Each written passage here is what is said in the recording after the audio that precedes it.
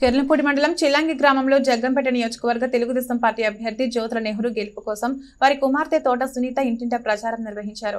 ముందుగా దివంగత టీడీపీ నేత కాళ్ళ దొంగబాబు చిత్రపటానికి పూలమాల వేసి నివాళులర్పించారు.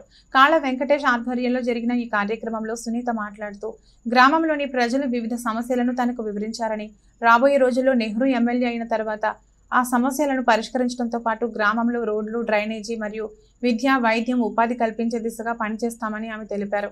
పక్కా ప్రణాళికతో నియోజకవర్గాన్ని ఏ విధంగా అభివృద్ధి చేయాలో కంకణబద్ధుడై తన తండ్రి దృఢ నిశ్చయంతో ఉన్నారని, నెహ్రూను గెలిపించుకుని నియోజకవర్గ అభివృద్ధికి దోహదపడాలని ప్రజలను కోరారు. ఈ కార్యక్రమంలో మండల తెలుగుదేశం పార్టీ అధ్యక్షుడు చదరం చంటిబాబు, కాళ్ళ వెంకటేష్, కుర్ల చిన్నబాబు, గుడాల రాంబాబు, ఎంపీపీ తోట రవి, జడ్పీటీసీ తోట గాంధీ, వీరంరెడ్డి కాశీబాబు, ఎడ్ల కృష్ణ, ముద్ద జగతి, కాళ్ల మురళి, మద్దాల స్వామి, గుడిసె నూకరత్నం, సాదే కుమారి, మండల గ్రామ టీడీపీ నాయకులు, కార్యకర్తలు పాల్గొన్నారు.